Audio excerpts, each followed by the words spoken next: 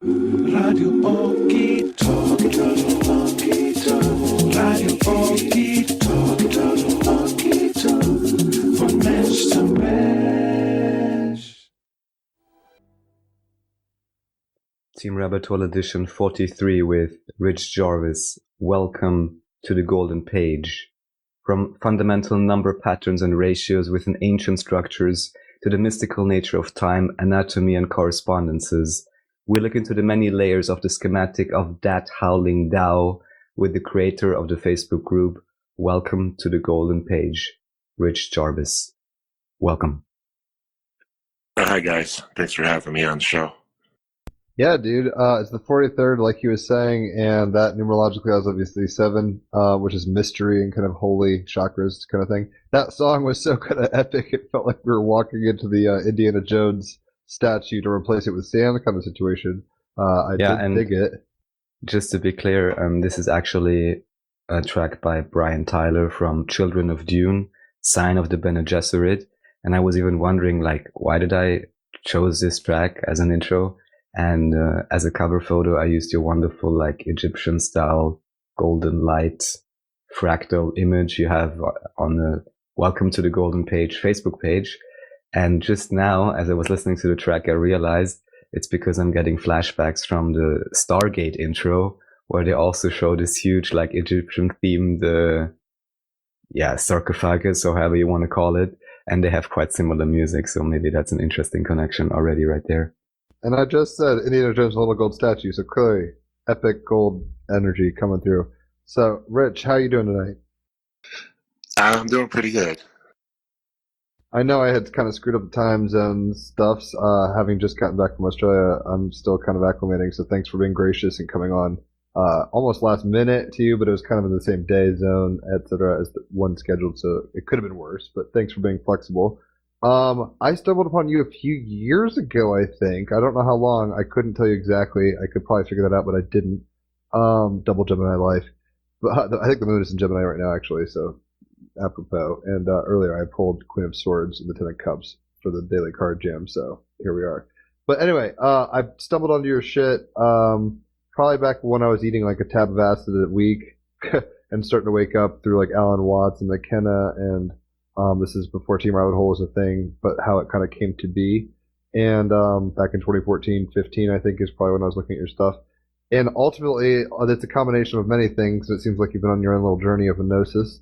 But correlations of, well, I don't know if you want to say what you do in your own words, but from my perspective, it was like showing us the secrets in plain sight, as they say, where basically there's a lot of occulted and esoteric information right in front of us, and we can, whether it's Egyptian kind of archaeology and hieroglyphic kind of relationships, or other things like the Sistine Chapel, many other topics that you get what I'm saying with what you've touched upon. And the reality is a very weird machine of mystical kind of correlations and correspondences humming together in a very beautiful kind of dance, albeit a dramatic one at many levels. So, what do you think? And this is just on Facebook. I don't know even if you have like a website or anything else. So kind of tell us how did you start waking up? What did you turn on to specifically? I don't even know how you want to introduce yourself, but thanks for coming on. That's kind of how I came to know you. Now that you know, I haven't really told you. So the conch is yours, sir. Oh, thank you. Yeah, I can give you a backstory about how I started researching the ancient mysteries, pretty much. That's what's up. Yeah. Long story short, I went to school for computers and graduated top of my class and went to work as a desktop systems analyst. And at one point, I was supporting about 5,000 people, and I would say a third of those people had 2 computers too. They had a laptop and a PC, so I was solving a lot of problems. I was solving probably about 2,500 problems a year, and then I don't know what happened, but see, I realized like every problem has. What year was this? Well, long time ago, but I'd say about 20 years. Well, that's fun. I'm just Yeah. kind of getting context. Yeah, this was about 20 years ago when I had all those people, and I realized that every problem has a solution, and that there's a logical process to solving the problem. So it's basically Can I ask you one more question and then I'll stop interrupting you? What's your birthday? Do you know your sun sign or anything about astrology? yes, March 20, first day of spring. Nice. All right. So you're an Aries for sure. Go ahead. I'm sorry to cut you off. I will stop doing so. Yeah, I'm on the cusp of Pisces and Aries. I think I'm a Pisces though. Technically, yes. 21st would be the full on, but keep going, sir. Okay, so I was solving problem after problem after problem. Like usually, like each one would take like 5 minutes. It was like real fast, and I kind of realized that there's a logical process.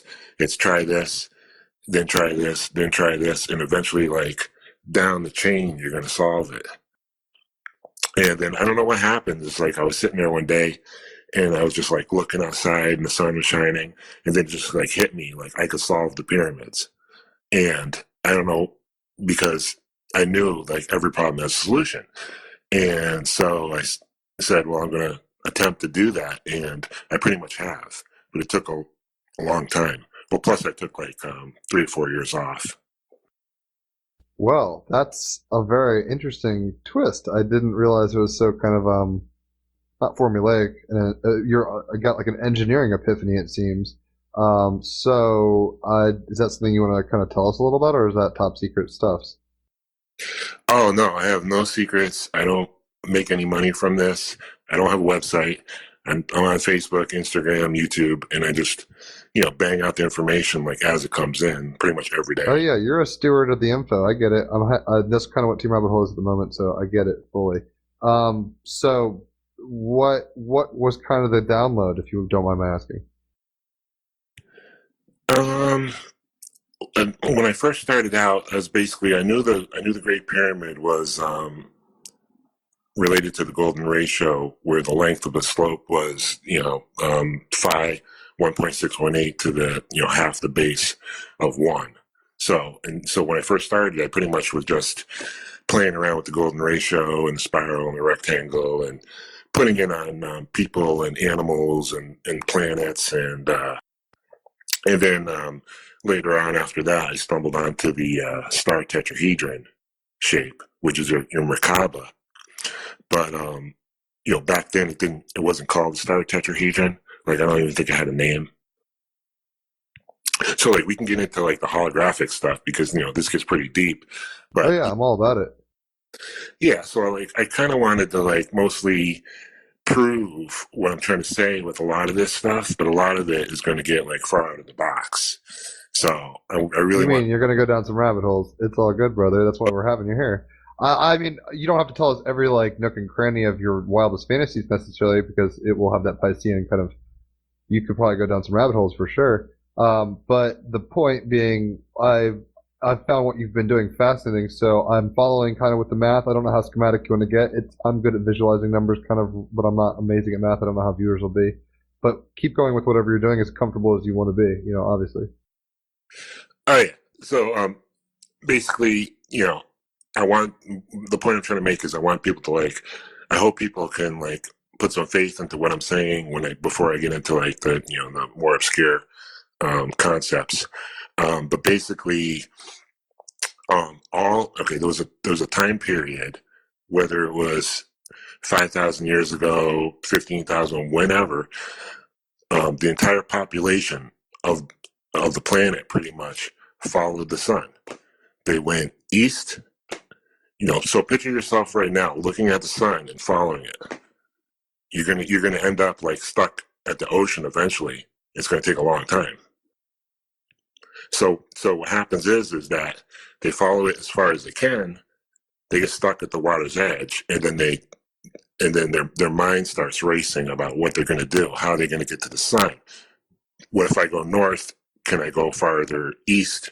Can I go farther west? This went on for thousands of years. People traveling back and forth, getting stuck at the water.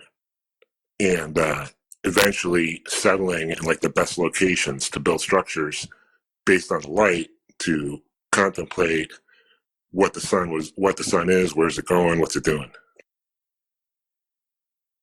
Following so far, well said. Very maturely reductionistic, but I can dig it. At some level, it's not untrue. So, I mean, clearly you're saying it, so it's obviously an opinion, but I think it's factual largely. I'm the Darwinian kind of historic perspective, but I'm willing to concede it's a theory, and I'm open to other interpretations if the evidence were to present itself that would verify, that. But anyway, I digress. So what you're kind of getting at is people were nomadic. They followed the sun. The culture was built around suns and people's attention and focus. Maybe they got downloads. I mean, I almost want to ask other questions, almost like relationship, if any, to psychedelics, your ontological perspectives and stuff. That might be a little later. But you keep talking about whatever you want. I'm following what you're saying right now. But so far, we got people traveling, settling, figuring out the sun and its correlation to themselves and their surroundings, basically. Right. The sun brings light, warmth, life, trees, flowers, they all point towards it, and people realize, like, if I go towards the sun, it's going to be a little warmer, go this way, it's colder. And then plus it was also associated to like life and death, like the light and the dark. And so they really wanted to know where it was going. They see it going down over here, coming up over there. They didn't have the certainty of science to tell them it was coming back, so they had to tell themselves stories that would like reassure them at some level phenomenologically what was occurring and try to explain it to themselves, right? So like, let's say the sun starts going down in the winter in the northern hemisphere, they'd have to be like, oh god, this shit's happening and this is how it's going to come back and this is the story we're telling ourselves, right? Is that kind of what you're getting at? Right. And now we're talking about not just for thousands of years thinking about the sun, but for like caveman days. Ever since we saw it in the sky, people thought about it. So that's why it's a big deal. That's why the pyramids are so accurate and complex, are perfectly aligned and 2.5 million stones in each one, is because it was like the most important thing for maybe like 100,000 years or more. It seems like the amalgamation of quite a bit. I recently just finished Manly P. Hall's, the audiobook of Manly P. Hall's, what's it called? Secret Teachings of All Ages. And there's a chapter in there called The Secret to the Pyramid, or the Initiation of the Pyramid, I believe. And ironically, that's the first, I have a meme page, which is what Team Rabbit Hole is. Kind of like what you're doing with Golden Page, but a little different. And the first thing I ever posted on there was Manly P. Hall's Initiation of the Pyramid. So I understand at some level it's a hyperdimensional thing. It's magnificently fascinating and mysterious and a testament to both, well, quite a bit. We've talked about many possible origins. I don't know if Raphael wants to talk about that now, per se. Raphael had been awfully quiet.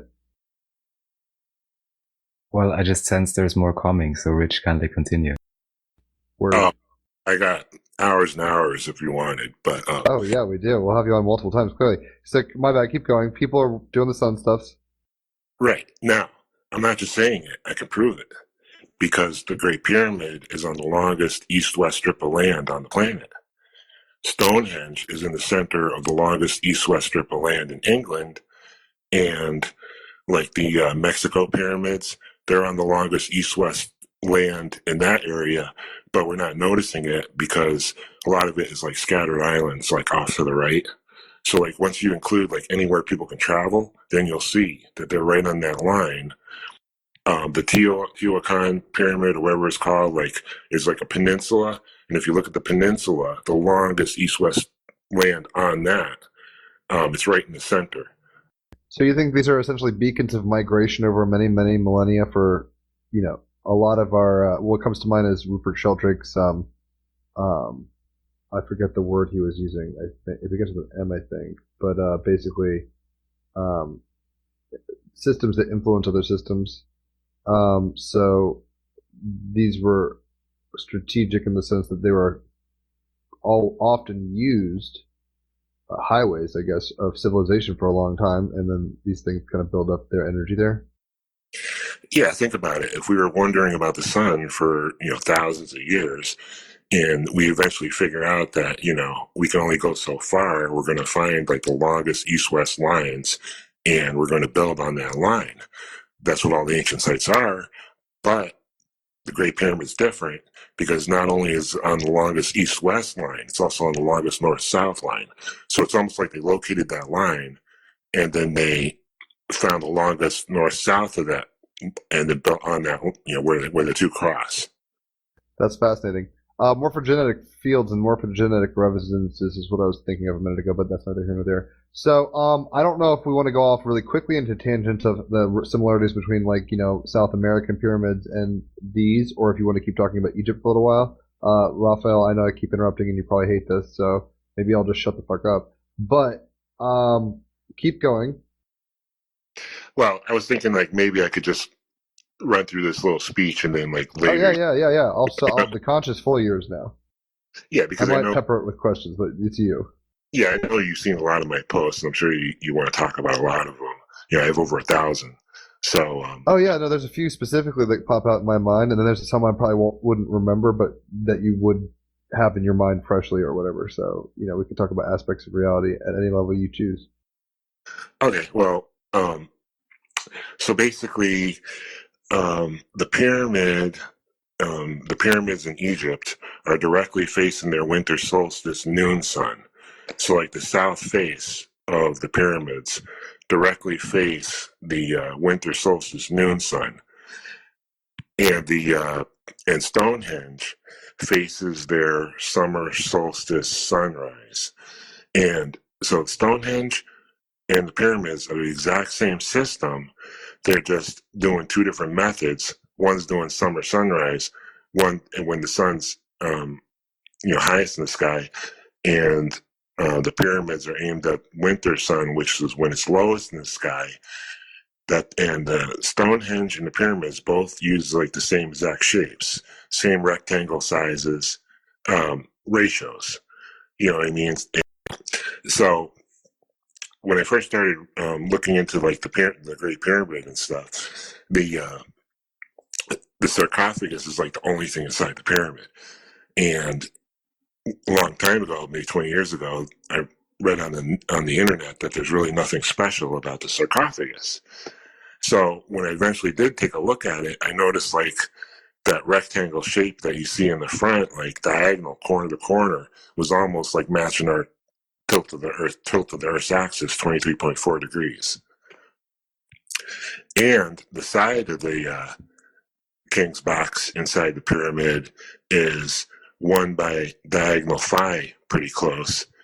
Or the golden ratio is the diagonal, and the bottom would be 1, which would be the ratio of half the pyramid itself. So if you were to put a rectangle around half of the pyramid, from one edge of the base straight up over to the apex down the center, and it creates that size, and that is real close to the side of the sarcophagus. So that's there are some things that no one ever noticed before, and so that 1 by diagonal phi shape is real close to your standard piece of paper, 8.5 by 11. It's also close to 8 by 10, which is your photo size. The pyramid itself is related to all these different constants real close. Pi and phi and speeds of light. The speed of light. And so what we can get into this also is that Stonehenge and the pyramids and all that are related to the geometry of the photon, which is light itself, which is the star tetrahedron and the Merkaba and that. So, it's pretty complicated, but the rectangle, if you look at the side of the king's box, the side view is almost matching a piece of paper, which is your 8.5 by 11. And that's also the shape we find all over the place. It's the floor plan of Coral Castle is the same exact shape. Puma Punku or whatever, that's the same shape. It's everywhere. And so. Would this correlate all to star forts, Raphael? Well, don't ask me in that case because I don't know enough about the exact dimensions, but maybe Rich, you're familiar with the so-called idea of star forts, these apparently let's say, quote unquote, medieval cities, but heavily fortified, and almost all of them having interesting star shapes, and most certainly are very, very reminiscent of some kind of megalithic type planned out structures, out of which many still are visible today because either they still stand like they were, or they have just become the inner city districts of many famous cities. Yeah, I would say back then everything was about the sun. The sun can create all kinds of designs and patterns, and I haven't really looked into the star forts, but if I had to guess, like if you were to take like the main sun angles of like their area, you probably will find a lot of matches.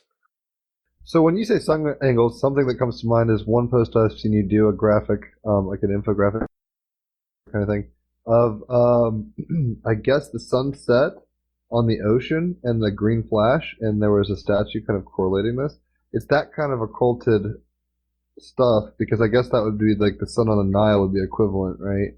And then they're starting to like kind of encode reality into art, or how do you look at this occurring? Like, what's your impression of their understanding of reality? Yeah, that's more like out of the box stuff. Like we can get into it now if you want. No, I guess if you want to keep talking, if I cut you off with your speech, conscious once again yours. I will say this. My dad recently passed away. I'm sorry. And, well, that's all right. But, he's had problems for a long time. And, to kind of like take my mind off of it, I like kind of dove like heavier into the research. And then that's when I figured out a lot more about like the ancient symbols and the snake and, high and low and the high sun, low sun. And we can get into more of that. But basically... Yeah, I'm like, yeah, all that sounds dope. I don't know any either. The snake, like Kundalini maybe, but high and low sun, never heard.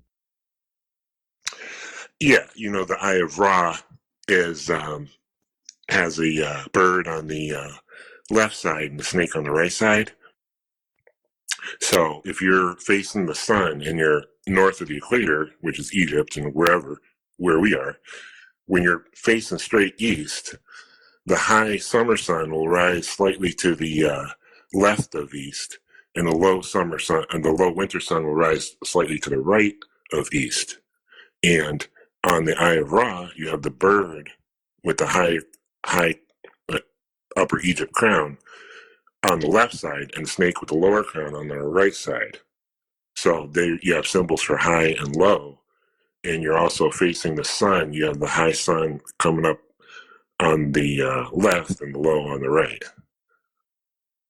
Does that make sense? Totally. I'm following very clearly with what you're saying. Oh, so another big clue, which helped me big time, was Gobekli Tepe. Ooh, yes. I'm glad you know about this. Right. Now they're using the same shapes. You had the Eye of Ra. Okay, yeah. I saw a post recently that it was like an overlap, I believe, of Gobekli Tepe and the Eye of Horus, maybe? You're right. And so anything that I think is important or we need to look at, I share more often than the other posts.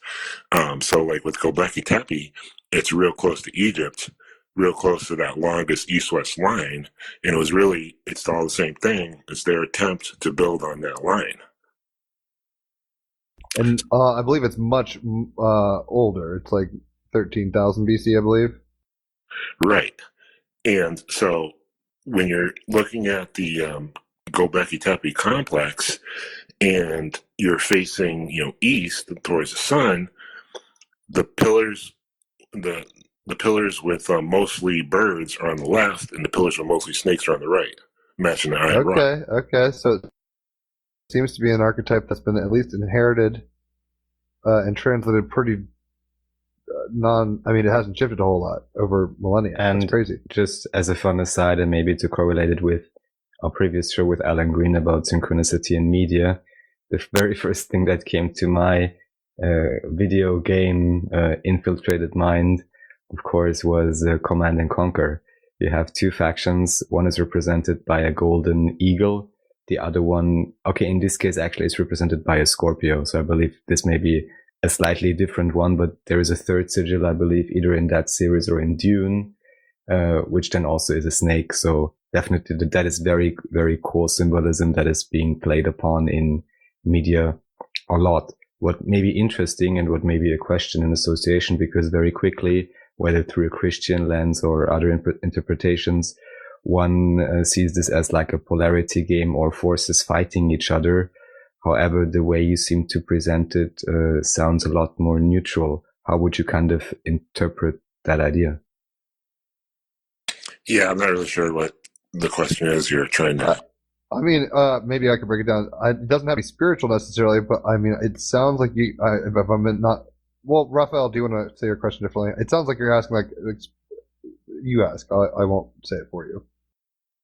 Well, usually it's just like, let's say very simply put, the snake is the devil and that's evil or whatever. Then we can get into the whole question of, who said it's evil? Maybe it's the other side around or whatever, but it's usually a heavily polarized idea.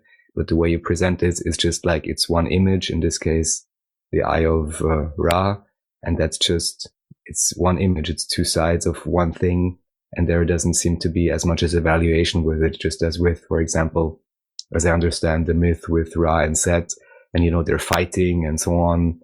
So I would love to have your take on that, whether you then just say this is just, a neutral description of astrological phenomenon, or whether you would also say there is some spiritual background or teaching inherent in that. How would I guess, you right, that's what I thought. You're asking more like how, because it sounds like he's more materially reductionistic. So I think he's kind of asking how much maybe like drama and spiritual magic do you think is behind these stuff, or are they just depicting solar observations and we've put stories on them, or do you think there's like high magic and weird stuff? I got you. Basically, I believe like all of reality is metaphors, and that's why you have bird heads and snake heads and all that, is because everything's a metaphor, and there's a number of associations for them to use those symbols and animals. When you mark a shadow over the course of a day, and you do that over a year, you'll end up with like a snake-like type of pattern. And when you connect the times, if you mark, like a lemon skate. Yeah, so you'll end up with like a very snake-like looking pattern, and because if it's cloudy in the sky, your marks are going to shift a little bit, and or not even be there at all if there's a lot of clouds. And what happens is you end up with like a snake pattern with kind of scaly looking, and plus the snake represents the ground, and and the green flash of the sun is, if they're heavily focused on the sun, in the very, very last moment, it has a green little wiggly flash that kind of looks like a snake. Right, and considering they had cultures that were not really worried about so many distractions, like you're saying, the sun was what it was all about, and largely their efforts of building cultural icons, i.e. archaeological sites or whatever, was solar related. So it was a big deal. It was like as much as maybe the internet is to us, they were worried about the sun, or more, right? So, Right. So I go for it. Well, I'm just saying that there's a number of reasons to use those symbols, not just one. So there was multiple reasons. Correct. To choose a snake, multiple reasons to choose a bird, and like the wings of the bird and stuff. Plus, when you're looking, this is a little bit out of the box, but if you look out your eyes, you can see like the dark blur around your vision, and it's something like we never think about. Like your nose is always in your vision and stuff like that. So if you were to look at like the dark blur that surrounds your vision, it's a match to the winged disc that you see like over all the doorways. Fascinating. And there's no such thing as anything too weird. This is Team Rabbit Hole A. And B, when you were talking about like people, deities with human bodies and animal heads like Horus or whatever, I've seen these on DMT. So it's not just like a metaphor to me. I think there's actually like platonic forms of these things or something. I'm not sure exactly how it works. That's kind of what I think Raphael was getting at, where he's like, do you think these things are being influenced by outside forces psychically, or aliens or gods or whatever? Or do you think it's just people being like very observant and kind of good with tools? Or maybe he wasn't asking that, but that's kind of what I was getting out of it. Well, the outside forces might really be inside. It might be. Amen. It might be part of your genetic memory of what people believed like in the past. So when you're tripping out or whatever, who knows? Do you know? Raphael? You know what I'm saying about like your belief systems? Like, Oh yeah. That colors everything. Like it's tricky because it's like, I mean, I don't need to go on a huge tangent here with like, oh, people have said, I've mentioned this TMT trip report basically, and they're like, you were an Egyptian priest or whatever, because I'd not hung up on Egypt particularly. This is a long time ago before I was aware of your stuff and any of this stuff. And I'm like, okay, whatever. Like, I don't have any evidence for that, so I can't say yes or no. But it seems that there was imprinting at a high level. So culture makes a big difference, but then some things it seemed like universally true independently of my impression of it, if that makes sense. Like I was stumbling upon these things. But then that gets into a whole debate of like what the phenomenological experience of psychedelics is, which might be okay, there's a connection. Okay, when you dream, your pineal gland, your third eye, produces the DMT, and that's produces, that's what causes you to dream, supposedly. And also, it's 4:44 in LA, just for the record. Keep going. Oh, yeah. So basically, when the last moments when a person dies, supposedly your pineal gland like releases a whole bunch of DMT. So you have life and death and dreaming associated to the production of the DMT, and there is a relationship to the pyramid and the sarcophagus inside the pyramid and your third eye. And I could tell you how that works. Let's go down that rabbit hole right quick. Yes. All right. All of the ancient winged discs with the sun is an oval, and they're all the exact same oval. There's no circles. And when the sun is low in the sky, it bends into that oval shape. That's an exact match because of the atmospheric refraction through the atmosphere. And the refraction through the atmosphere is following like a hyperbolic cone shape. It can get complicated. Don't fear that. People can read through it. Just spit your style, right, and we'll deal with it. And the movements of the planets also follow a hyperbolic cone shape, which would be like the inside of a torus shape, or like a whirlpool going down a drain shape. Which is also a motif that you've posted quite a bit, which are like toroids, basically. Right. So the sun. We'll go down that rabbit hole later, though. Keep going. Okay. So if you take a ball and you put it around the Great Pyramid, and you compress the ball until on the top and bottom at the same time until it touches the apex of the pyramid, it's the same oval. And now that oval, your eyes are not round, perfectly round. They're that oval. Your skull is that oval from the side. If you put the oval shape on, it's a convex kind of lens thing. Right. If you put the oval shape like on your skull, like on like a profile view, and then you put the pyramid inside that oval, your third eye is right on the king's box.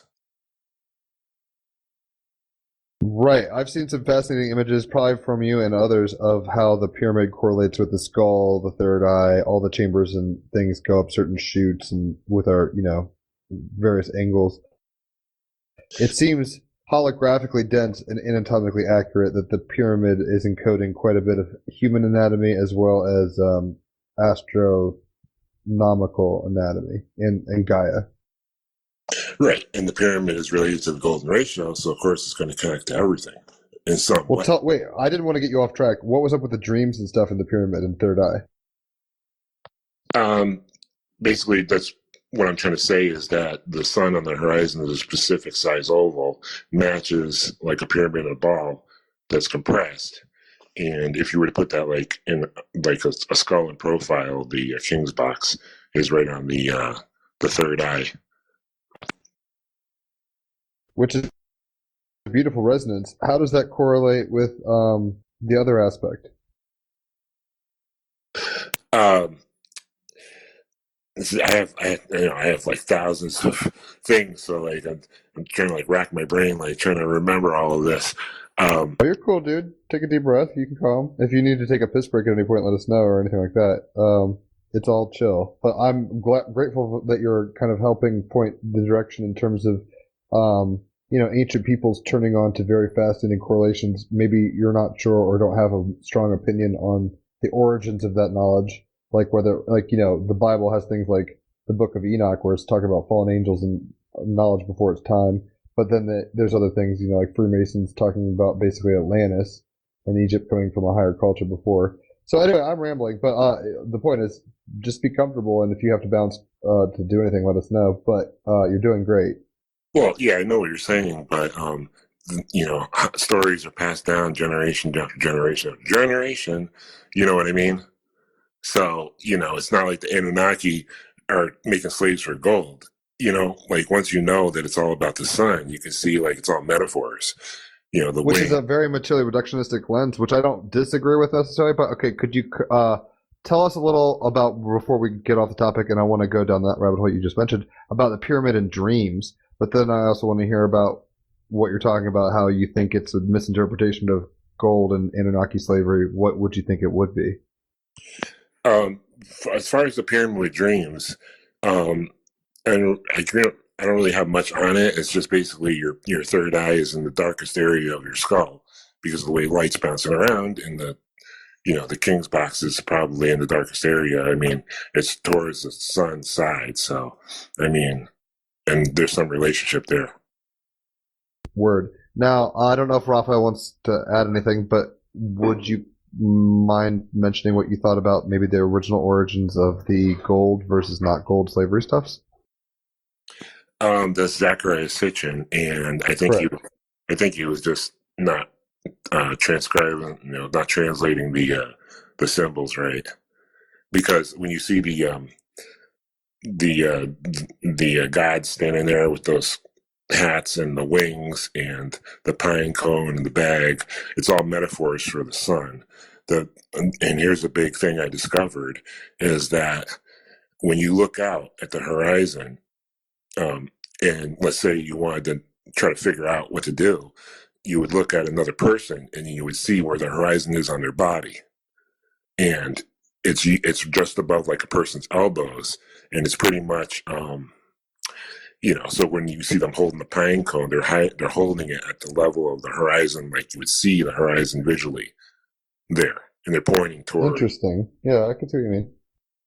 Right. And I think this is how you can solve the Sphinx, is because the Sphinx is stopping at the same level as, just above the elbows or whatever. So if you were to look at a person, you would see the horizon. So if you were to take the Sphinx and put it on a person, where the Sphinx is sitting is on that line. So basically they were contemplating why the horizon is that high, and how they could be standing on it at the same time. Interesting. There was also an image I've seen that you had of both, I think, the Sphinx and maybe a reclined Mayan statue, and showing kind of the eye height with something. Right. Exactly. There's a statue that's outside the Mayan pyramids, the guy laying back with like the bowl on his stomach or whatever. And if you were to take that and put it on the Sphinx, it's almost like a perfect match. It's just one smaller. The Sphinx is a lot bigger, but he's leaning back at the same angle as the Sphinx's chest. You fit the head in there. The platform he's sitting on is the same as the paws. And what's interesting about the Mayan statue is he's got those rectangles on his ears. And that's the same rectangle as like looking at the front of the king's box, the sarcophagus. And and that is matching the Earth's tilt, 23.4 degrees corner to corner. So once you're aware of the shape, you start seeing it everywhere. And like even the statues of Easter Island, their heads are almost that rectangle shape. You could take it, it'll fit perfectly around the head. So it's like when they were building with the light and all that, they all figured out that same axis rectangle. So literally, no pun intended, is a cornerstone of the fundamental kind of awareness, at least in some kind of presuppositional framework of like a Darwinian Paleolithic to now model. Our ancestors were using very specific observations of reality and kind of tailoring their stuff to it. Right. And so in the movie 2001, Stanley Kubrick or whatever, I don't even know if I ever saw that movie, but the monolith that comes down, it is said to be the size of a movie screen, like standing vertical, but it's really. We just mentioned this in the last podcast. It's hilarious. Yeah, it's like a sideways of the celluloid or whatever. You should watch it, by the way. It's a very good film. But Oh, that's neither here nor there. yeah. So it's supposed to be like supposedly it's the size of a movie screen standing vertical, but it's the exact same rectangle matching the Earth's tilt, and it's 23 degrees corner to corner, and so like in the movie, the apes or whatever, they find it, and it makes them think a little differently. Oh, it And changes the perspective, quite frankly. Much like I right, imagine what like Da Vinci kind of was for pre versus post Renaissance art, this would be similar for like at some point we fell into consciousness with like ratios and understanding and naming things, like Adam named things, right? So whatever that looks like in terms of the McKenna punctuation of evolution, I don't know specifically, but it seems at some point we became very aware of mathematical principles from on high. And sometimes I'd like to think they resonated from like metaphysical planes, from like Hermes Trismegistus or whatever, things like that. But then sometimes I understand that we're clever and the brain is amazing and we can observe a lot over a long period of time and maybe make enough correlations of a long enough period of time to create, cultures and religions built around very fundamental right, geological or astronomical ratios and cycles and relationships and stuff. right. But my point is that when he made that movie, he must have known something, because it's exactly what I'm talking about. They thought a little differently. All of a sudden, they, I don't know, picked up a bone and smashed something, like they were doing something different, and it caused like them to evolve a little further. So that's pretty much like what I'm trying to offer you guys, is that that shape is found all over the place, and maybe we can take it to the next level once we realize how it connects. Now I can show you how that connects. That specific size rectangle connects to a pyramid shape inside the flower of life, seed of life, and so basically that rectangle is based on Earth's axis, 23.4 degrees, corner to corner, and it perfectly connects to the pyramid inside the flower of life at the 30-degree mark, which is where they're located in latitude. So it's kind of hard to explain, but like if you were to meditate on this, you'll realize that Earth's axis has to be special. It can't be any other way. It bounces between 22 degrees to 24.5 degrees every like 41,000 years. And so like inside the seed of life, if we were to take that angle and, and go between the 22 and the 24.5, you'll see it connect to both pyramids. It connects to a 3-4-5 triangle, which is the center pyramid, and it connects to the golden ratio, which is the Great Pyramid, on the 30-degree mark. Does that make any sense? Much more probably if I re-listen to it. It's a lot of math and a lot of visualization, but I'm following. You were cogent, so don't think you did anything wrong. I'm picking up what you're dropping, more or less. Yes. Well, think about it this way. I've been thinking about this a long time. You know what I mean? So like, and good on you. I'm glad. I mean, I think it's funny. The same way you thought the mystery of the pyramid can be solved, I remember having an epiphany at one point. Though I'm not so much, puritanical or whatever at this point in my life, but I was like, oh, the mark of the beast is 666. You guys can figure this out. It's like a riddle, a mystery, or whatever. I was like, oh, I want to try to figure that out. So I find it funny that you're equally inspired in a similar way by trying to just kind of figure out reality as a schematic and know how to. I don't know if Rafa has anything to say. Well, I'm wondering if we should go to a music break, recollect ourselves, and maybe come back with some questions. Let's play a track and then I have some questions. Perfect. So tell us about Brian Eno, the True Wheel. So the video to this, if you were to watch this on YouTube, if you type in on YouTube, Brian Eno, the True Wheel, the video, one of them is a fan video that came up from about a decade ago. It's got the Giza pyramids as the image, and it's got all this weird math, this weird synchronistic kind of early synchromistic video or something, and it fascinates me. But also, Brian Eno said he did a bunch of mescaline and heard voices telling him the chorus, but they're talking about like being a part of the central shaft, and they've been on a time boat kind of thing, and just weird stuff. So it has this very kind of what we're kind of talking about vibes to it, but it's kind of also cool punk rock, whatever kind of 70s glam rock stuffs. Well, if you want, I could tell you something real quick about the about the pyramid. The ratio of the pyramid is 7 high by 11. The base would be 11 long, the height is 7, and that's why we have 7-Eleven stores. And, okay, so now if you were to go from the center to the edge, instead of 11, you would 5.5. So to get a whole number, we just double it. So now it's 14 high, 11 to each side, okay? So really you have from the center to each edge, you have 11, and to the apex, you have 11 plus 3, and that's why we have the band 311 with all the pyramid artwork. Although I think 311 also has to do with a police call number, but there's probably a lot of levels to a lot of things, so I don't doubt it. I guess let's hit the track and then we'll come right back. This is Team Rabbit Hole edition 43 with Rich Jarvis. Welcome to the golden page, as well as the ever-present brother Jim. At this point, Rich, I would like to ask two specific questions, as we've been talking about the pyramids and also about, let's say, sun symbolism and wing symbolism. Two specific ideas would be, number one, what can be found in much so-called quote-unquote Roman symbology, for lack of a more discrete term, is the idea of an eagle or of a phoenix. We of course also have this still today in America, and the idea of the wings being closed or open, basically representing or potentially representing some kind of an idea of an electric charge. So whether electric charge is active or not, also based on the idea that much symbolism, including fleur de lis and so on, so the French royal symbolism, but much older, and probably also the pyramids on some level, all kind of refer to toroid shapes and kind of allude to electromagnetic or electromagnetheric energy fields, also again very holographic, potentially found in symbols and structure, but equally found within the human body itself. That would be question part number one. And part number two, to keep it practical, in terms of pyramids, maybe you've seen the image I just sent you.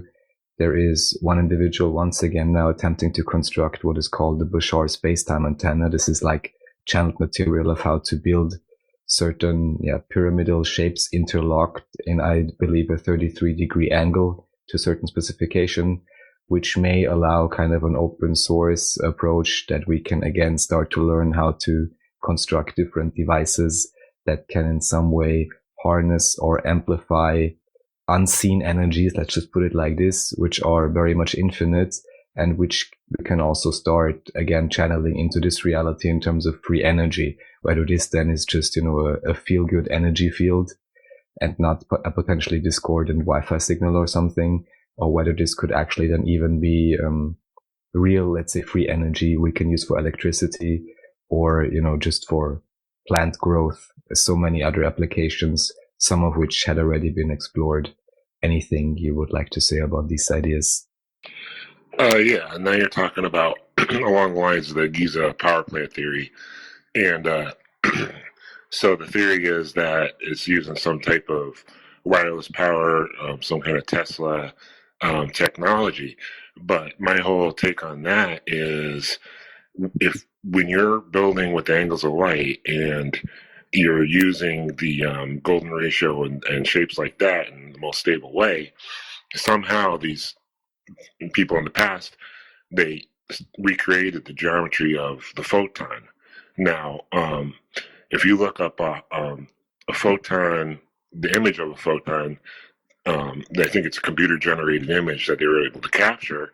It looks like a top-down view of the pyramid with concave sides. And if you have, maybe I can explain what a star tetrahedron is also, because people think that's the at the center of creation, or the center point of every point in space. And I can go into that, but basically the most basic shape you can create is a triangle, equilateral triangle with 3 equal sides. So therefore, the most basic shape you can create in 3 dimensions is a tetrahedron, which is 4 of those triangles put together. You would have 3 on the sides, 1 on the bottom. And if you were to take another tetrahedron and push it up inside, so it's rotated the opposite way, it forms what's called a star tetrahedron. And And so basically, if a tetrahedron is the most basic shape, if you take the star tetrahedron and you rotate it so you're looking at the square side of it, you would see the very same kind of similar image of a square with concave sides. And the Templar cross would be the similar way. So they discovered this, who knows when, but I think it all came from just trying to work out time and the sun. And so as far as like energy goes, the pyramid is matching all these constants, but it's real close. It's real close to the golden ratio. It's real close to pi. It's real close to all these numbers. And I think that because it's not exactly matching one of them, it's in between all of it. There's some kind of connection there. And if there's any like vibration or any, you know what I'm trying to say is that there's some kind of like push-pull between all these ratios. Well, I was just talking with my friend on the last episode about Rupert Sheldrake has a banned TED Talk, basically talking about the 10 kind of scientific dogmatic views that should be kind of questioned. And as an instance, he was talking about the speed of light, which we were saying it was encoded in the pyramid. But he had been doing research and kind of stumbled upon this kind of fudgy history of the speed of light as how it was measured. Like there was basically a period of time when it was measured at different rates, kind of slightly all over different places. And people didn't know how to, like they recorded the anomaly, but they didn't know what to make of it. So they kind of just rounded it off and made it an average and said that's the Met style, that's the speed of light, according to this guy. And so it makes one wonder, like even having limits, being within certain limits, just having that fudge factor, like how that can play into it. Maybe the speed of light isn't a constant thing, so how do you encode it? Like maybe this fudge is within the pyramid like that too. Who knows? Well, because the original speed of light was 432 squared, and because of harmonics, but the it's 299,000 miles per second, something like that, and or meters per second, and the Great Pyramid is at 29.97 latitude. And heavily synchronistic stuffs. Right. And the base of the pyramid is 230.3 meters, and it's 2,303 meters away from the 30-degree latitude. So what that means is that the width of the base is 10 times the 1/10 the distance to the 30-degree latitude. So basically the Earth is a geometric structure, and it's not like there, maybe ley lines exist and this hidden energy or whatever, but I think just by following the sun, mapping out these long lines, they're automatically building on that grid anyway. Unintentionally, it's not like they're magically detecting some force. I think they just so happen to be building, in other words, the Earth is long on those areas for a reason. The land is long because there's an underlying geometric structure. So that's why the pyramids on that latitude, which is related to the flower of life, and that's why the Mexico pyramids are on the 19.47 latitude, because it's related to a tetrahedron inside of a ball.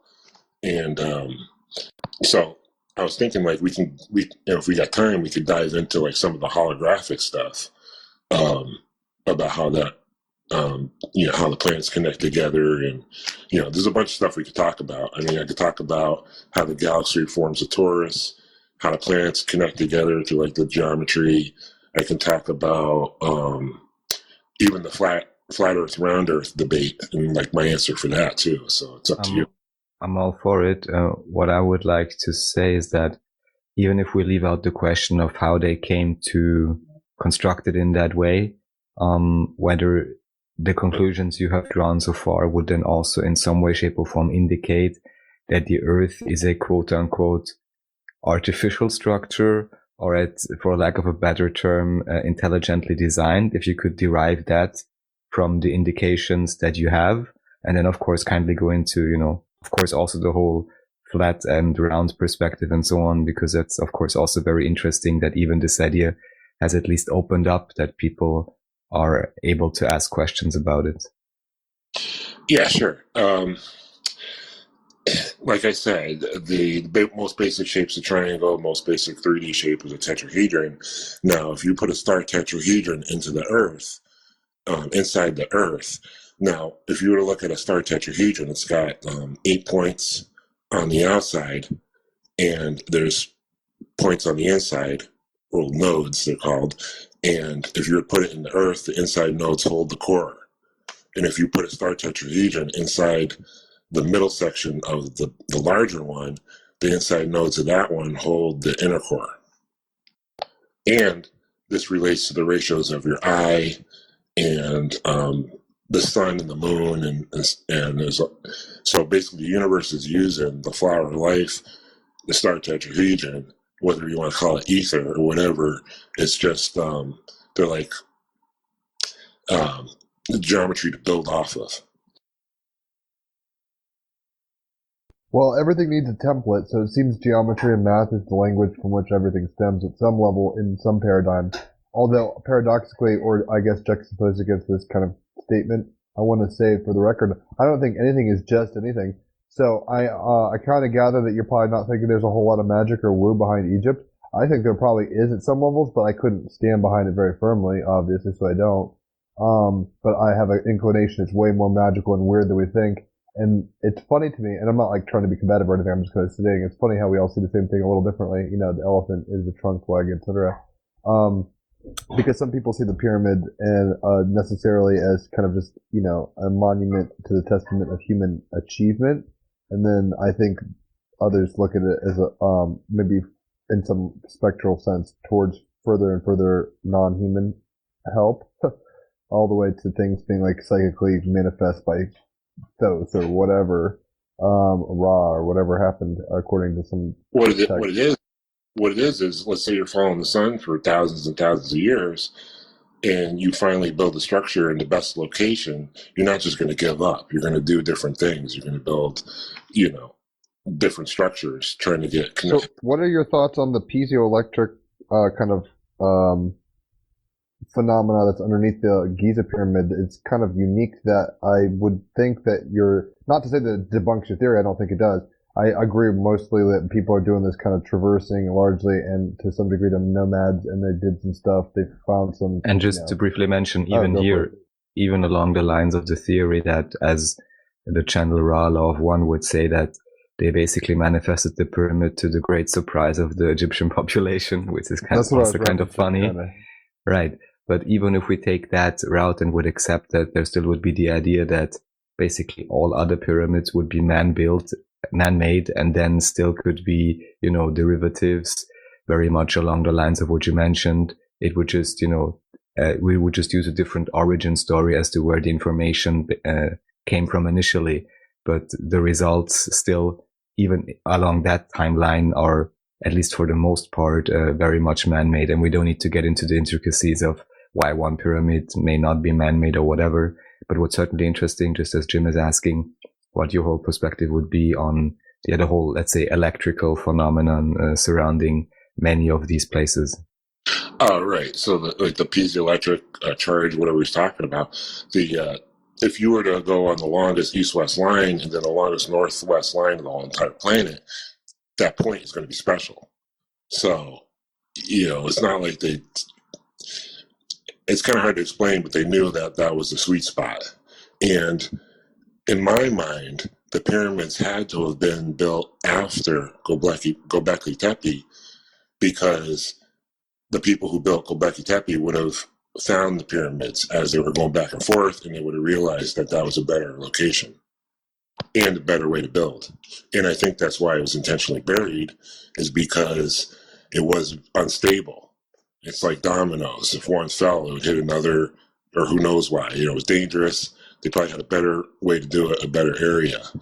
And when you say better area, or what are you qualifying that upon? Because I thought you said that at some level these were basically on the same kind of idea. So how is Egypt better than Turkey? Because if you're Like creating, maybe they were more aware of like the geometry of Earth in a broader sense, and you were saying they were getting more.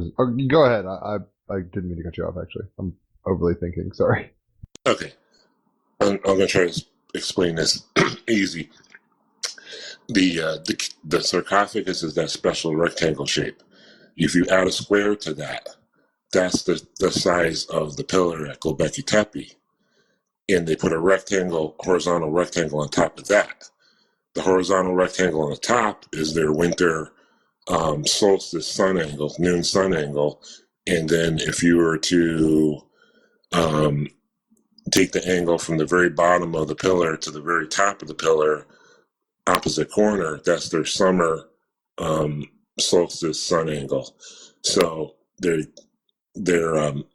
matching the winter, and they put. My idea is that they put winter on top is because the sun's lower in the sky. It's probably easier to detect the lower light when you have that winter angle on the top. So that's how they set up their system. And of course, you can knock a pillar over, and the pyramid's going to be there forever, because instead of like building a pillar that way, they're building. Well, I understand how mechanically it might be improved upon. Like Stonehenge is like sketchier fundamentally as opposed to like the geometry of the Giza pyramids or whatever. Like I understand that kind of like, yeah, they're an upgrade. Well, I just didn't know if you had some specific qualification in terms of why, because you kind of alluded, you're like, they improved upon the situation. I didn't understand if they had gotten like an upgrade in the data download for like, it doesn't seem you're going up those mystical kind of rabbit holes anyway, so I don't know if you'd have the answer. I don't want to speak for you. But basically, you just like they improved upon the geography over a period of time and decided that the Giza Plateau is better. Yeah. What I'm trying to say is that the pillars are probably dangerous. Falling over. Right. Tornadoes, whatever. You know what I mean? And then they came up Probably with... not tornadoes, but although maybe, I don't know, do they have tornadoes in Turkey? Earthquakes for sure. Well, you know what I'm saying. Anything could knock one into another, and they just had a better way of building. And then eventually it came to a head where they built the pyramids in Giza because in the best way possible. You couldn't Got you. Yes, the mechanical best method available. I'm hearing you totally. A quick question though, and this is not shifting total gears, but it is at the same time.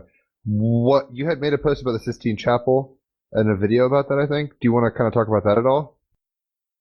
Yeah, I mean, if you want to. I mean, it's a total... I do it to shift the gears. I could jump right back to Giza and Egypt and anything real quick, but I'm just thinking in terms of general symbology, unless we all think this is a stupid idea and I'm being retrograde representative and just being stupid.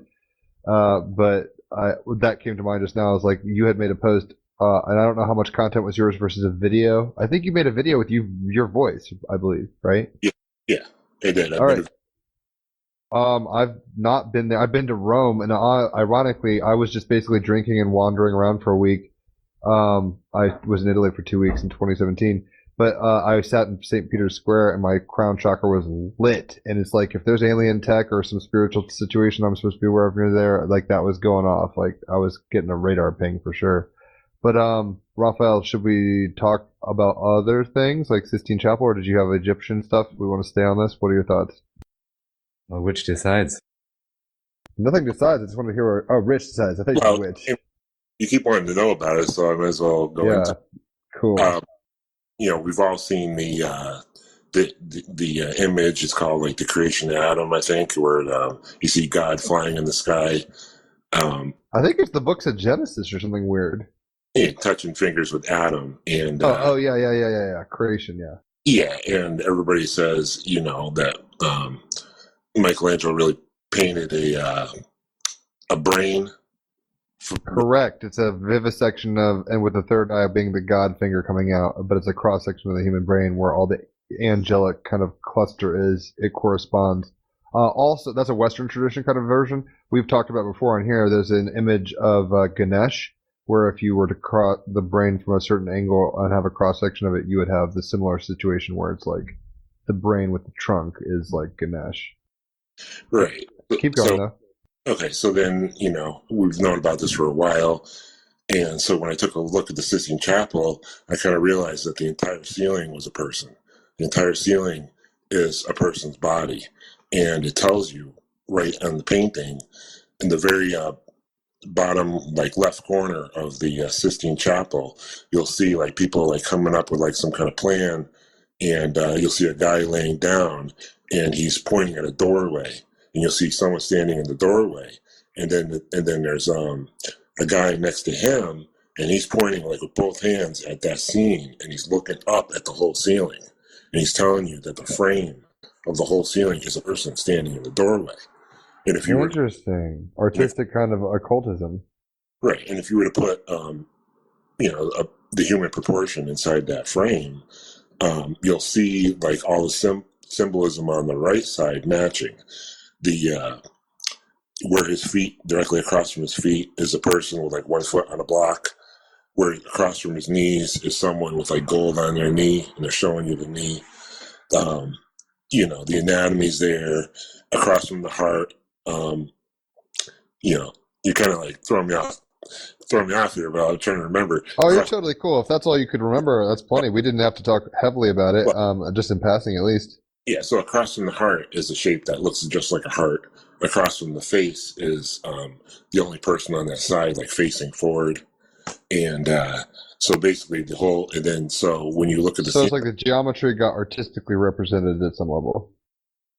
Right, it's all a person's body. And then so when you look at the different scenes, you can kind of like come up with different ideas, like the tree of knowledge is in the person's core, and it goes like right down there where their stomach is, and where Noah is at the top is where the horizon would be on a person's body. So like, anybody wants to check out that video, I posted it the other day. It's fascinating. Oh, okay. Yeah, so I'm pretty... not on here, but on my Facebook page. If anybody... go to Golden Thing. Golden Thing, God, I sounded so lazy just then. Tell people what your Facebook page is called. It's called Welcome to the Golden Page. And on Facebook, Instagram, and YouTube. All right, well, we don't have to dwell on the Sistine Chapel stuff. It sounds like almost an approximation of an Adam Kadmon situation, but not exactly. And it reminded me a little of, I think the Temple of Luxor, if I'm not mistaken, is very much about human anatomy, but I'm not totally sure about that. All right, well, we can go into the holographic stuff, but basically, you are the universe. The whole universe is you. Oh, yeah. As within, so without, as above, so below. Right. So it's all you at different scales and shapes. And, they say the universe looks similar to a brain, like the neurons in a brain. I'm having a very interesting third eye moment right now, so it's funny. Keep talking. I just wanted to note for the record, this is hurting my, my third eye's interested in this. Keep talking. Right. Okay. So, we look at the structure of the universe, looks similar to the structure of a brain and neurons, but also your heart has the same kind of neurons. So, you could say it looks like the brain or it looks like the heart. And now what they did was they released a computer model of the supercluster of galaxies that surrounds the Milky Way. It's called Laniakea. Right. It's a Hawaiian name, I was going to say. Good on you. Right. So the universe is like expanding and contracting. It's doing all this stuff.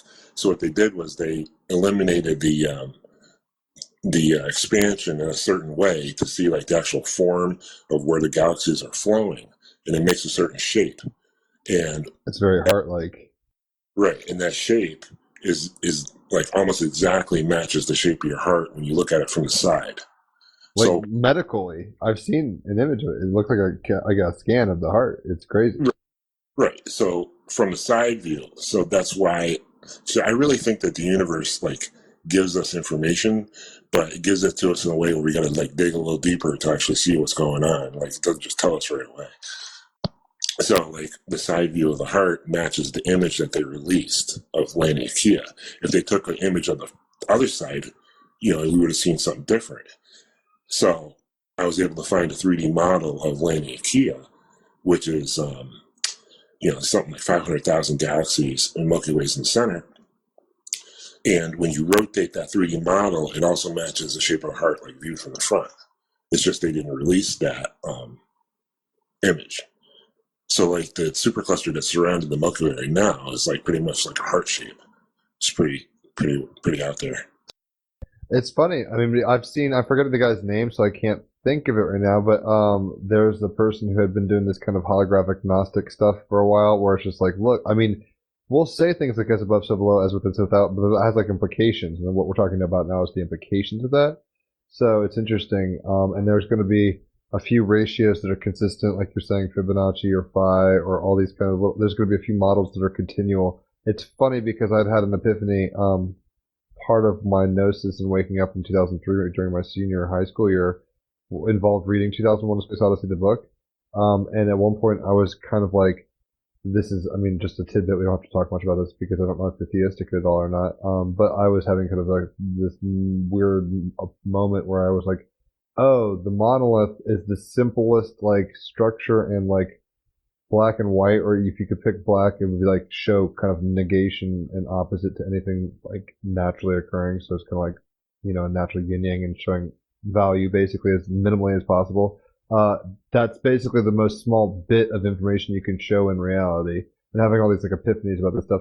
I'm rambling, but the point is, it's fascinating how shapes and geometries can influence reality. It's fascinating how they stitch reality together ultimately. And even in what has come to my mind lately is the idea of how different angles, how they are basically relating to each other, can be anthropomorphically. We can throw stories on those and have relationships that and archetypes and stories that resonate with those mathematically, but in terms of like story. So, for example, if you're looking at one thing in a certain light, it'll look like let's just say you're looking at the top of a tetrahedron. It's got the certain angles to it. You could say those are Michael and Gabriel, and that's God, and this is that. And if you flip it, you're like, that's the devil, and that's this and that, and the other. You know, you can make all these stories. Right, I know what you're saying. Word. So, and I don't think that's all there is, because like I said, experienced both sober and on psychedelics many kind of events and stuff that made me think there's, you know, it's a very Gnostic kind of higher dimensional situations going on. Whether they're Jungian extensions of myself, ultimately, I'm okay with that idea, but I'm still somewhat playing in this avatar pretty hard, if that makes sense. Well, about the supercluster matching your heart, I think, you know, the entire universe is you. You are the center. Everybody's the center of their own universe. So, what you're really seeing, like, I really think it's your heart, like on a larger scale. Or right. It's like the end of Men in Black, kind of. The first Men in Black movie had, like, you know, all this crazy stuff going on in the movie, and they zoom into this cat's necklace, which had, like, I think the heart of the universe, I think it's called, Heart of the Galaxy, something like that. I could be wrong, which would be crazy if that's what it's called. And then they zoom into it, and it's like another universe with a galaxy and people and all this shit. It's crazy. Right, and that was called Orion's Belt. And okay, so let me talk about how the three pyramids align with Orion's Belt. Correct. Basically, it's a little off. The mirror of Orion's Belt is real close, but it's a little off.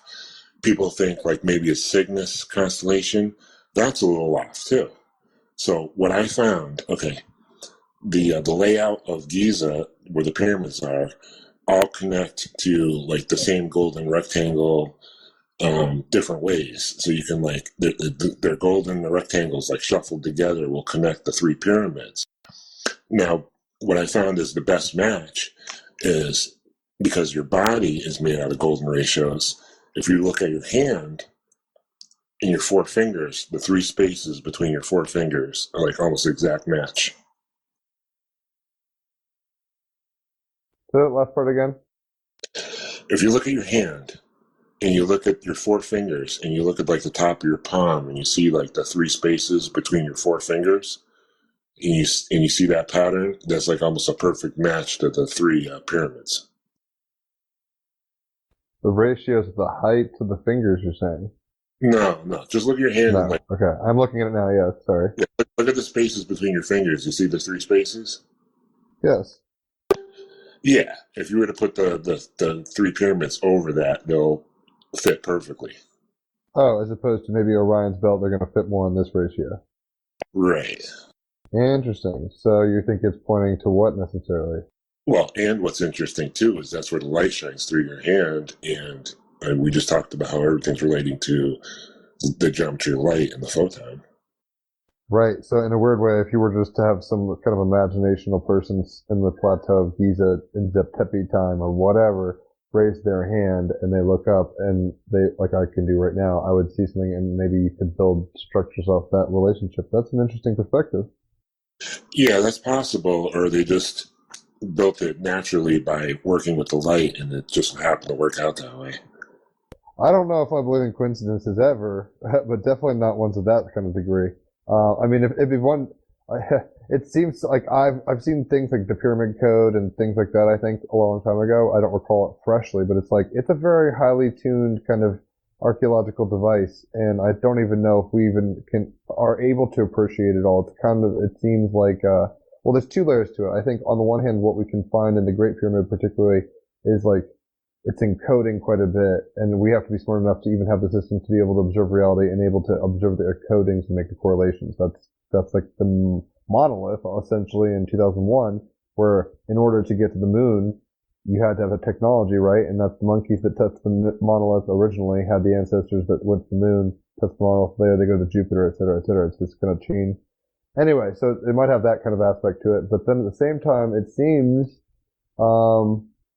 I don't know. It's showing some fundamental. I mean, even according to themselves, I don't know. I think I'm giving it more magical clout than maybe you're willing to give it, which is fine. But I think it's more mysterious than I can put my finger on it. Like, for example, the mystery of the Sphinx to me is something about showing the animal nature and the godlike image or whatever of the human, where it's this kind of paradox of what we are between animal and man, kind of Baphomet style or whatever. Or, you know, even Abraxas or whatever. But I'm rambling, sorry. I can explain the Sphinx. Go for it. So basically, it's back to what I was saying is they were in heavy contemplation about the horizon. They saw it on a person's body. They said, well, if I sit down on the ground, it drops lower on a person's body. If I stand up, you know what I mean? They were doing all that. And they saw the horizon in it. So, like, if you were just standing normally next to someone, you would see it just above, like, a person's elbows. And that's where the Sphinx is resting.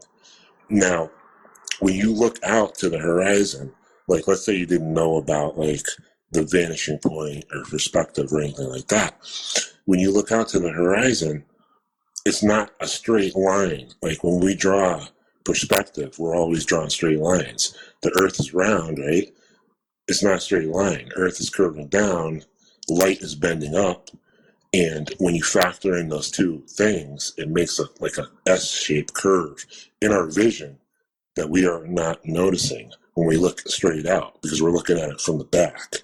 Like, I'm trying to, like, explain it in a way you can understand. You're doing a very good job, so don't worry. Okay, so, like, your vanishing point is making everything appear like at a certain point. Earth is curving down, light is bending up. At the very edge of the horizon, it bends up drastically, and that's where you get your mirages and boats floating and stuff like that on the horizon line. Floating cities, stuff like that, yeah. Right, so instead of like a straight view of ground in front of you, there's an S kind of like shape that we're not really noticing. And that's the shape of the Sphinx. It curves up the back, it goes up his back, and then his head is that drastic curve at the edge. So you think the Sphinx is representing their awareness of that fact? It's a contemplation about the sun and the horizon. And how would they have I think we only know about these things. I'm not arguing, I'm just wondering. I think we only have a non-flat Earth perspective because of trigonometry and satellites and all sorts of kind of weird things. I know a few kind of experiments with aquatics and horizon lines, but do you think they would have known that? Well, they were doing everything to try to figure it out. So it wasn't like, is it flat, is it round? It's more like, hey, the line's here. You stand there, I'm going to put a stone here. You know what I mean? They figured it out that way. And there's like this S shape in front of us we're not noticing. And I just had an epiphany. It's not much of an epiphany. I obviously, this is so dumb, but it's obvious. Go ahead, finish. Finish my point here. All right. Yeah. So thanks. The snake hieroglyph is the same curve, and the open mouth tool, it's called, which they use like, for the funeral process or whatever, that's the same curve. So A mummification tool? well, it's open mouth tool. It's What like, was the thing? Like they'd open the mouth and let the soul come out or some idea? yeah, I'm not really sure like what the whole thing is about the whole like ritual behind it. And then remember, these are stories passed down. You know what I mean? But like all we can go is by what we. I try to like take everything with a grain of salt. And I noticed. You're good. And it's good to do that. People can make their interpretations and throw their own pageantry all over things. I would be normally naturally neutral and stuff, but with this stuff, like I said, I've had a few psychedelic experiences it makes me think that there's probably more going on than might be standard material reductionism, but that's fine. We can at least agree on some principles like quantum physics or, math and stuff like that, so we're cool. Yeah, no, there's more going on. It's just, this is how it's all started, is what I'm trying to say. And then, so like, all the planets fit together perfectly. How the relationship with Moon against the Earth relates to the pyramid, the shape of the pyramid.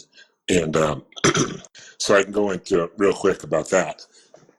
Is basically Mars is pretty much the size of Earth's core. Venus is the size of Earth up to its tectonic plates. Okay, so right underneath us, you have the tectonic plates and the core, the first two layers of vibration underneath us, and one matches Venus, one matches Mars, and those are the two planets on either side of us. I like it so far. Keep going. Okay, you place a square inside of Mars, and then a circle inside that square. That's the size of Mercury. You place a square inside Mercury and a circle inside that square. That's the size of the Moon. You place a square inside the Moon and a circle inside of that. That's the size of Pluto, and it's also the size of inner core. Fascinating. I did not know that. Yeah, so it all snaps together perfectly. Now, when I say it's the size, I'm not saying exactly, but the core is slightly bigger than Mars. It's dividing, if you were to superimpose the two, it divides the atmosphere of Mars almost perfectly in half. And I'm trying to remember the other part of it. Same thing with the tectonic plate. It's called the LVZ zone. LV, low velocity zone, is where most electrical charges in the tectonic plates. It's a certain distance. If you were superimpose that on Venus, it divides the atmosphere of Venus almost perfectly in half. So in other words, these like layers are not perfectly matching the planet sizes, but there's like some relationship with the atmospheres too. That's what's up. Raphael, you've been quiet. Thoughts? Well, I like it. Just keep going. The only thing I would be asking about is, especially when talking about scales in these calculations, is basically, especially because these are things which are maybe quite difficult to measure for us and verify whether we have this information on good authority in terms of the sizes of these planets, because I would assume that, for example, we can, let's say individually, without having to trust a third party, potentially map out, for example, the trajectory of the stars easier than to estimate their actual size. But I'm not versed well enough in astronomy to be able to discern that.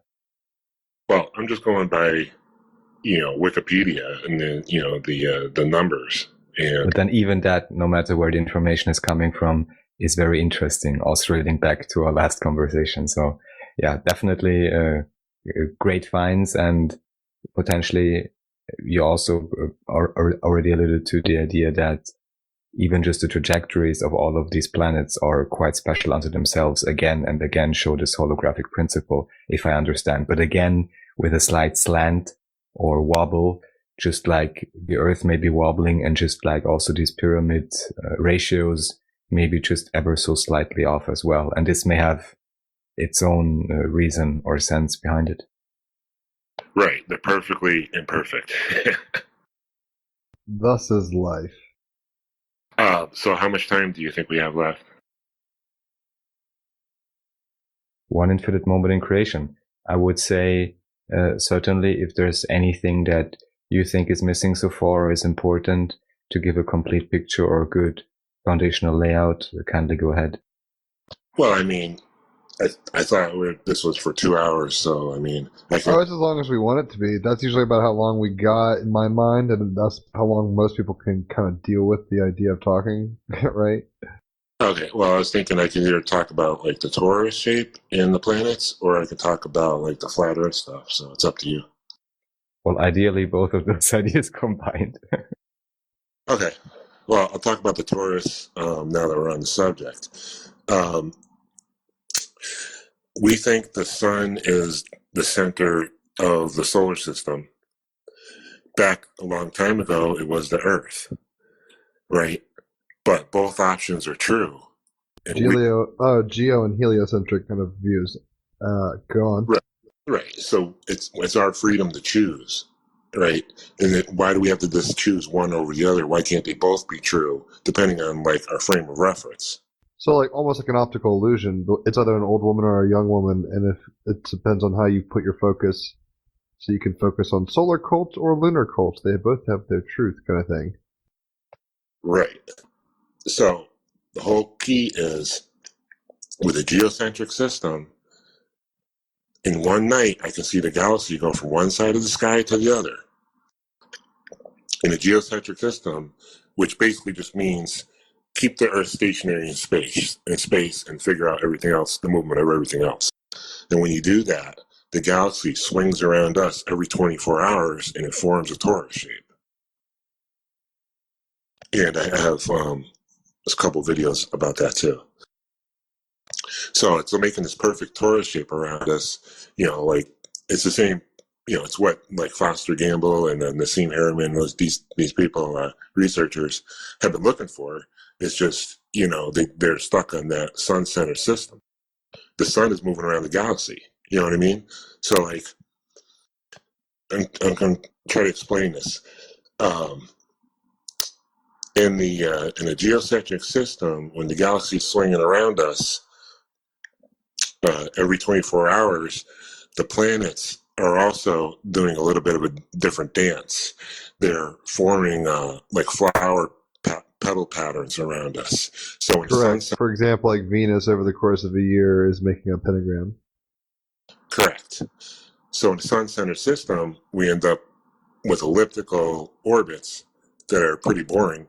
With a geocentric system, we get more complex, like almost like a flower of life kind of pattern. For every planet's forming around us, and it's making these little loops that are similar to like the loop of the Ankh shape, and around us, and so if you were to like map out the planets in a geocentric system, you end up with like this pretty like flower pattern with these little loops. Every little loop is one of those planets is going retro. And what's also interesting is that pattern that it's forming is also matching the pattern of your eye, the structure of your eye.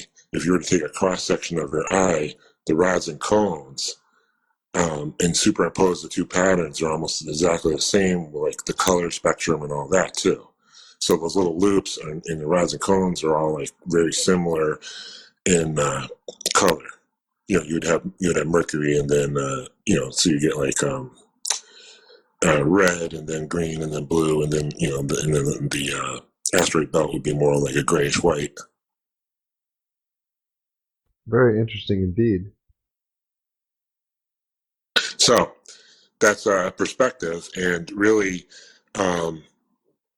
if you were to stick with your sun-centered system, then you would have to consider the sun stationary and figure out the movement of everything else, which means the galaxy would be going around the sun in a sun-centered system that's not, if the sun wasn't moving.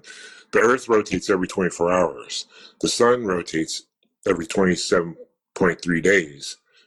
The sunspots rotate every 27.3 3 days. So relative to the surface of Earth, the galaxy will be forming a torus around us every 24 hours. Relative to the surface of the sun, the galaxy will be slightly different torus shape, and it'll be forming every 27.3 days or so. Well, it seems there's a lot of numbers that repeat. There's a lot of fine-tuning elements in the Goldilocks principle kind of methodology where it's like everything's just right for life, right? So I'm amazed always at just how much the ancients knew and how much they encoded in their culture. I'm always fascinated at what they tried to show they understood as both a means of pastime, because they had a lot of spare time, let's be real, but also as a means of maybe trying to inculcate some educational stuff, information about the reality around them as they saw it for people like us. I don't know if Raphael has any questions. Well, I just like you to go on and basically then, unless you would say already answered that, maybe also point out your perspective on the whole, quote unquote shape of the earth debate, or what this may be as well from your point of view. Oh yeah, so maybe we could just finish up with the flat earth stuff. Most controversial thing last, totally. Right, so this has been going on now. I like it because it's causing people to think beyond, what they've been taught and do their own research. And so I looked into it probably for about a year. And what my answer is that the Earth is what's known as an oblate sphere, which is just a sphere that's slightly compressed, right? But we are experiencing it as a flat plane based on our perspective. In other words, if the Earth's a globe, why do we place north at the top and not any other direction? It doesn't matter. Do you see what I'm saying? When they taught us the solar system in school and that model that they show us, the only way to physically see it that way in real life is if we were standing on the North Pole. Does that make sense? Kinda. All I know is that, of course, even the images we are presented are highly idealized, just as with the maps. They are always a matter of the perspective of the artist or the location from which it is being devised, so far I can follow. Right. So the solar system they taught you is flat like a record. But right now, you can see the sun going up over your head and the planets going up over your head.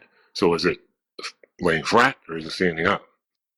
So my answer with the whole flat Earth thing is that if you were to watch, right now, if you look around, as far as your own perspective, as far as you're concerned, the entire Earth is underneath you. It's not inside of you. It's not above you. It's below you. And if you were to watch, this is actually very well represented in an astrology chart. But keep going. Oh, okay. So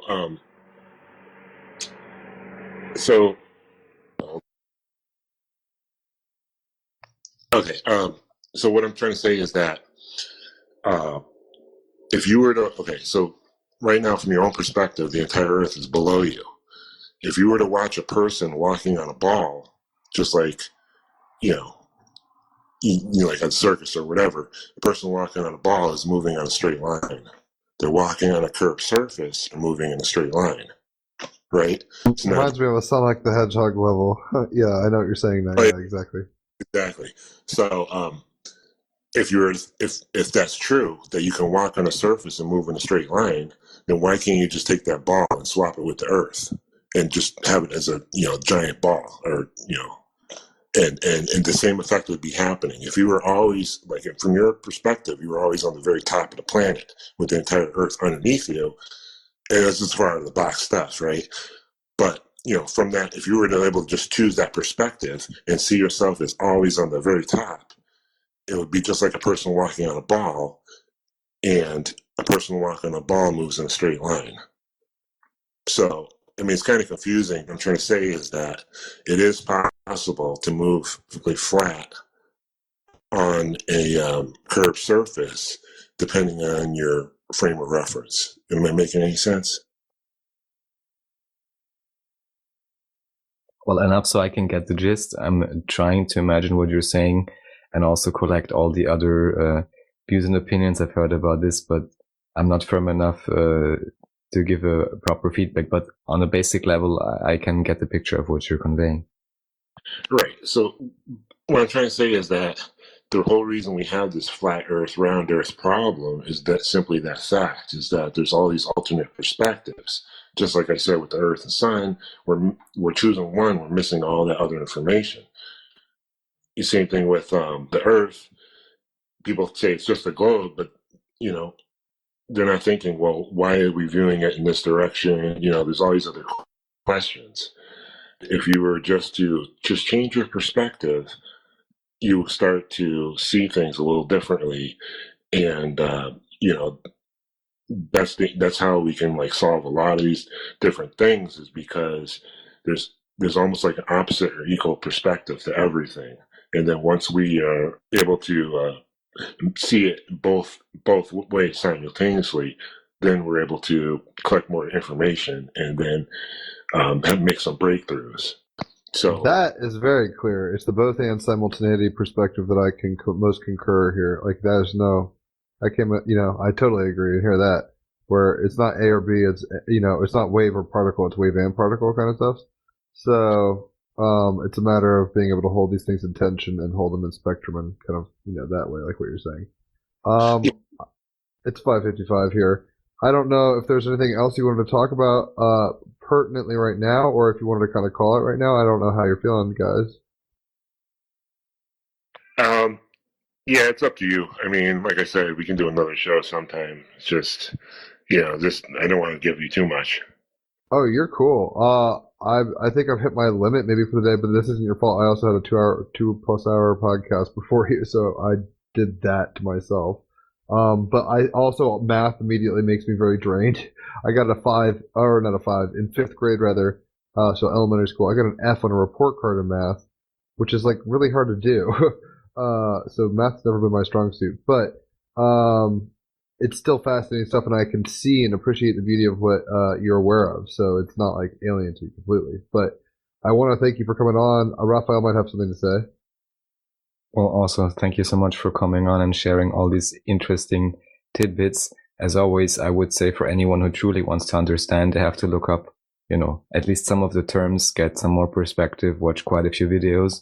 And what I may suggest for next time maybe is that we will simply have whatever video, whatever object, whatever idea we want to examine, and just have a piece of media, article, or ideally also video in advance everyone can look at, including, of course, the both of us. So we may have a bit more of an informed discussion or already have some thoughts collected around a specific artifact or idea potentially. But as a general layout and perspective, I think it was very cogent and great what you presented. Thank you so much. And there's certainly a few people I will refer also to what you are sharing, because even if, especially with these ideas, it's hard to say like, oh, I want to achieve that, I'm getting that goal now, the code is cracked, everything is done. It very much seems like a group effort, but there's always, synchronistic insights each and everyone has. And my impression just is that if we first of all allow the simultaneity of perspectives, just as you mentioned, this goes for everything, then we can be much more relaxed about communicating these ideas, and then also potentially be much more effective in finding the most positive and constructive view, to the degree that we then again choose to share a consensus reality. And that goes for, I would say, pretty much anything we can perceive. So thank you very much. Well, thanks you guys for having me, and feel free to look up any of my images, comment anything you like. You can collect some the next time, and feel free to ask me anything, more on everything. So that's what's up. I love it. I know that I'm coming kind of from a meme and whatever this angle of approach with Team Rabbit Hole, but I do appreciate the golden page. Welcome to the golden page, rather, and in the sense that you're trying to show people what you're processing yourself. So it's a reminder to yourself, and then also kind of a Hansel and Gretel crumbs for others if they want to go down those rabbit holes. So I do appreciate what you're doing. It's very helpful. Keep up the good work, and hopefully we'll talk soon. Okay, thanks again. Thank you so much for this co-creation. Thanks to everyone listening. Thanks for making up your own mind, your own heart, your own reality, your own perspective, first of all, and enjoy yourselves. Radio Okie Talk.